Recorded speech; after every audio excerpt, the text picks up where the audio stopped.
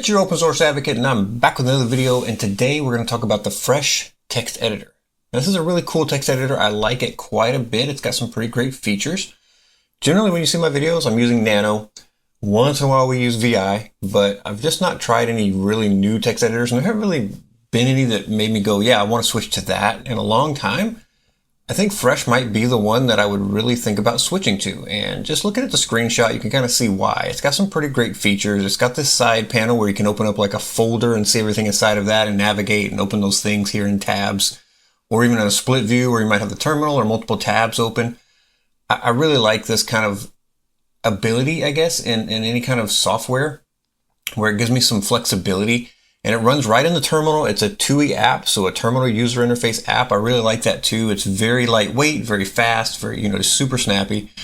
This is actually the second time I'm recording this video. So what's funny is it's super snappy, but when I recorded the video, for whatever reason, it kind of froze in the video for a few times. It wasn't Fresh that froze, but like the video just stopped recording new frames. So I don't know if there's something where those are colliding for some reason. So we'll see. I'm going to record this a second time and see how it goes. But they've got a lot of different installation options here depending on what you're running. They've got Windows, Mac, Arch Linux, lots of different Linux distros. They've got an NPM package as well. But the nice thing is they've got this really great, and I'm going to scroll back to the top, this really great installer script. So you just copy this script and it'll go out and grab the installer script from their GitHub. You can go check out what the script says before you run it. And then when you run it, it'll install it on your system, and that's really cool. Now, to get the updates, you need to run the script again. So I think this installs a D package, but for whatever reason, it's not updating when my system updates because I noticed I was behind by almost a whole major version, basically. Now, that's since the last time I did the video as well, but definitely worthwhile to kind of get out there and make sure you're running the latest version. You'll get some new features. There are some definite bugs. This is still, in my opinion, fairly new. They're working out some kinks, things like that. So if you find things, definitely let them know at the project and be patient when you report the bugs, but be a really good bug reporter as well, because that helps them reproduce the issue and then they can actually go and fix it. All that said, we're going to get into using Fresh and how to install it beyond this. I mean, it's nothing really that hard. You basically just install it on your system, and then we'll talk about all the great features. I just want to say thank you so much to all my patrons and all the people that support me in various different ways. If you'd like to support the channel and this content, you can jump over to Patreon and become a patron. Truly, I appreciate that commitment. It means so much and it helps keep the channel going. If you'd like to do a one-off, you can do a buy me a beer, buy me a coffee with PayPal. If you'd like to get something out of your donation back to me, you can jump over to the store I've got linked in the description. You can buy some really great merchandise that has awesome open source titling on it. It's really nice stuff. I really like these things. The shirts are great. The mugs are great. The glasses, the tumblers, everything.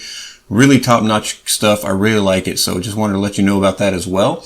And finally, if you'd like to, buy my book. I wrote a book. It's a great science fiction book. It's really fun. I enjoyed doing it. I had so much fun doing it. I used open source software to get it all done. So definitely check that out as well. And I'll have links for everything in the show notes and the description. Thank you so much. Now let's get back to the video. I want to just show you the GitHub page real quick. So I'm over on their releases. That's how I knew there was a new release out. But anytime you check out a project on GitHub that you really like, and I'm going to go back to the code tab here. Make sure to come over and check it out and give it a star if you like it. That just lets them know that you like it. It helps it raise up in the ranks so other people can find it. If you're a developer, you might want to fork the actual thing too and make sure like, hey, I want to follow this thing. Maybe you want to sponsor it so you can actually provide a little bit of financial incentive to say, hey, thank you for making this. That's a really great way to do that, just voting with your wallet per se. So let them know like you appreciate it. Let them know, hey, I'd really love for you to keep going with this. But if you look, they've got like 4 days ago. The last release was 4 days ago. They've got 3 days ago. They've got 2 weeks ago. I mean, there's some that are, longer, but they've got definitely some more recent activity happening as well. The page is pretty awesome. It does show you kind of a GIF of things that they're doing here. You can use the mouse, and we'll get into that. You can do a lot of really cool stuff. They have a command palette that lets you jump around. So if you've used Visual Studio Code, this might be kind of comfortable for you. It's got some really great interactions and keyboard shortcuts. I'll jump down a little bit further here, and you can even see some more things that they're doing where they're going through and they're using the command palette. They're jumping in and finding different things and just taking actions on these different code bases they've got. Really quite cool. They're showing you the themes here, so it does have a lot of different themes. So depending on your eyes, your visual acuity, and what you prefer, you can definitely set it into a lot of different color mixes. So check that out as well. Your feature overview, awesome. So we'll go through a lot of that anyways. And then your installation. So really, they suggest just run the script, let it go out and do the install. They've got Mac OS. They've got Bazite. I don't know what that is. Bluefin, Aurora. I think these are all maybe Fedora spins of some kind. They use Brew basically for that. You've got Windows where it's using Winget. Arch Linux with the AUR, Debian Ubuntu with the .deb, Fedora, RHEL, RPM, and let's see, Terra. So depending on what you run, I guess. FreeBSD, they have packages as well. So for all you FreeBSD folks, they do have this for you as well. They have app images and Flatpaks if you prefer to run it that way. I kind of like to run it installed just because the terminal stuff works better, in my opinion. They have pre-built binaries. They have npm and npx. They have cargo. They have so many different ways to install this thing. They have Nix packages, so if you're a Nix user, definitely get out there and check it out. Really cool. I like this. They give you lots of instructions on how to get installed, so we're just going to jump over to it. So before I get into the installation, because again, it's really just grab that script, throw it in your terminal, and run it. And then you type in fresh to get into something. So I've already got this open just so you can kind of see what's going on. So I've got my left side terminal here, or my left side folder file explorer, I guess you'd say. And I'm on this file over here on the right, so my JavaScript file, and down here I'm actually running the project right now. So it's a Meteor project. So I've got a little shortcut that I've created to run this thing, and it uses a local Postgres and FairyDB instead of MongoDB. But yeah, so this thing's running, so you can see it's got this. So, and if I make a change, you can see that it'll actually do something. So we could just go in here and say console.log. Did it? I mean, not useful, but hey, you can see that it's a change. So I'll save, and you'll see that the project should refresh down here in a second. And there it is, it refreshed. And now if I went and actually opened the project in the browser, then it would show me this console log if I got to the point in the system where it did this. So I can take that back out and make sure that I don't have any extra semicolons there. Hit save again. And you'll see the system's going to refresh, and now it just gives me a count because it's not changing, it's just refreshing the client side. But that's very straightforward. Now you see I click with the mouse. I can just jump around with the mouse and click if I need to. So I can do different things. I can jump into different things. So I like that this is kind of a hollow greater than sign, and then here it's a filled in triangle. It makes it really simple to kind of spot very quickly where I have things expanded. I mean, much less the tree structure helps that, but pretty cool. I like that quite a bit. And yeah, I've got all the different things in this project there. So I will Control-C just to kill that, and I can do exit, and it's going to exit out of that thing, I think.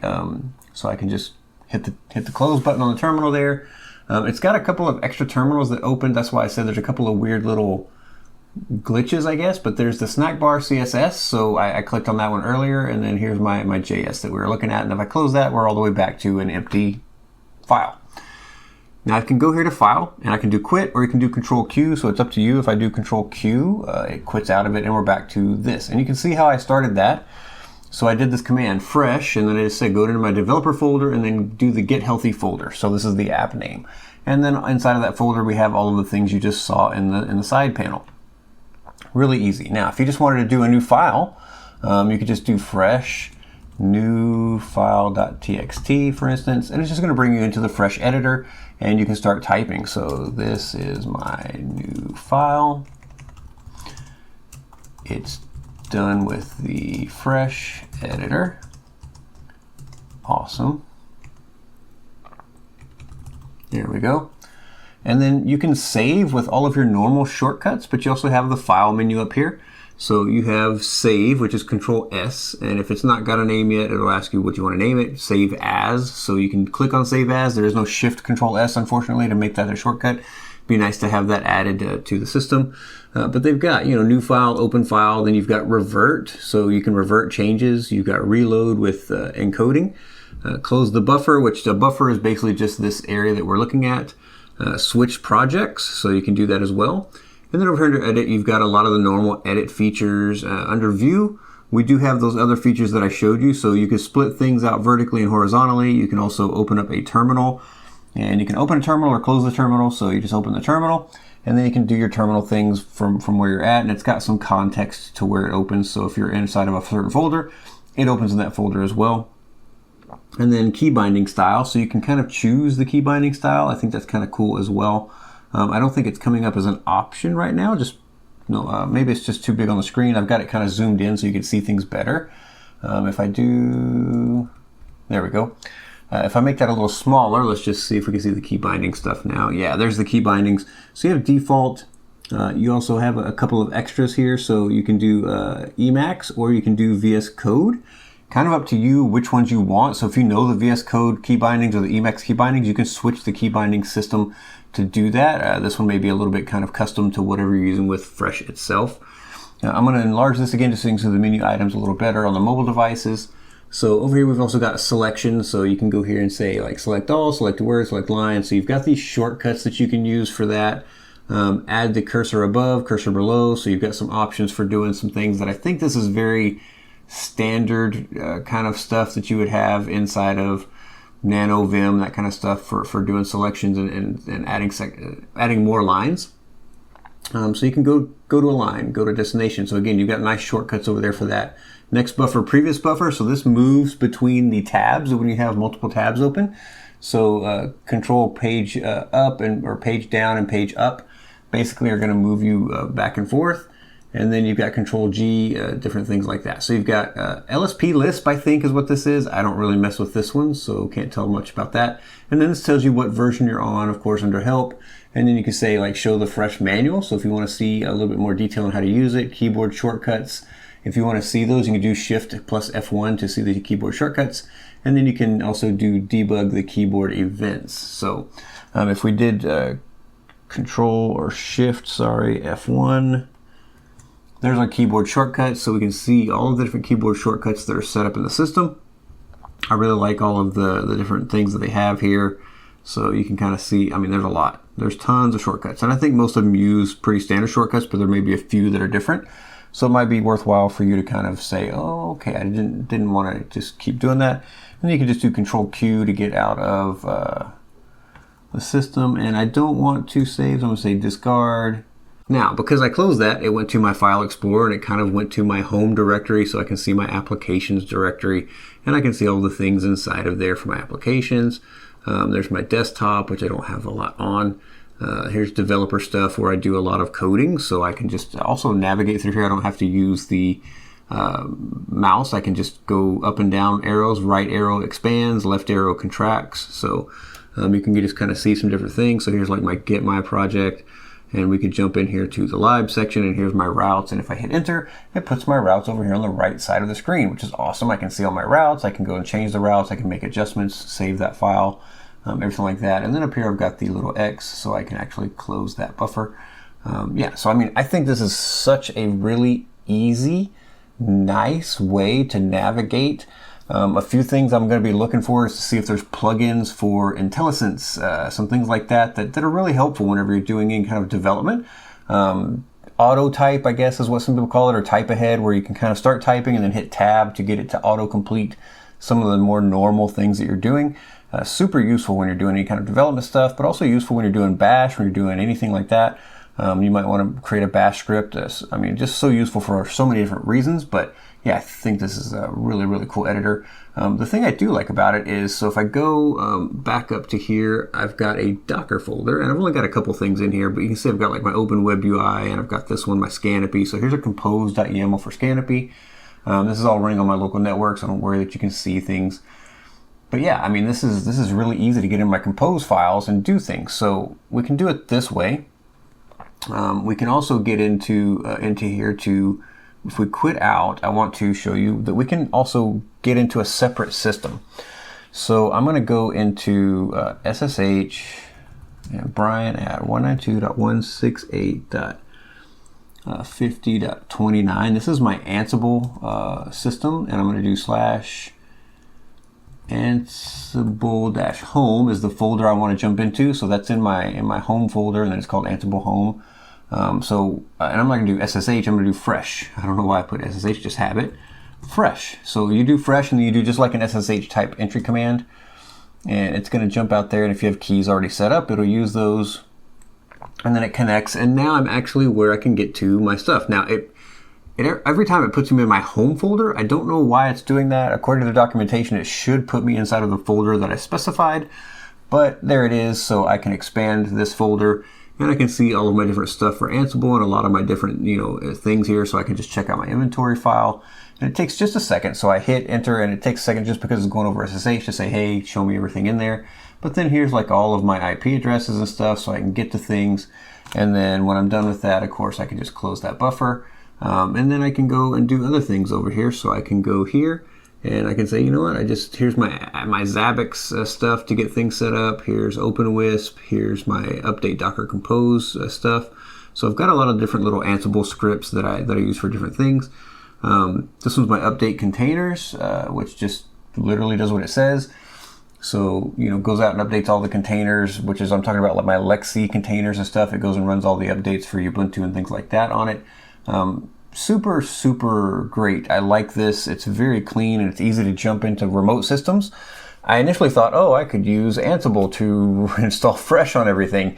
I don't have to. You can use Fresh as kind of your SSH command and it starts Fresh on the local system, but you're connected to the remote system and you can access all of these things. So very cool. I think this is just such an awesome tool. I'm really enjoying it so far. I think, you know, again, if I could get more used to the keyboard commands, it would be great. But, you know, again, if I just say quit, it jumps us out of that and we're not logged into the remote machine anymore. But yeah, I'm using Fresh from my local machine. So that's really the only place I need to have it installed. As long as I've got SSH access to the remote machine, I can do what I need. If you enjoyed this video, make sure to hit that like, subscribe, tell your friends about it so they can come along in the open source journey with us. And I'll talk to you next time.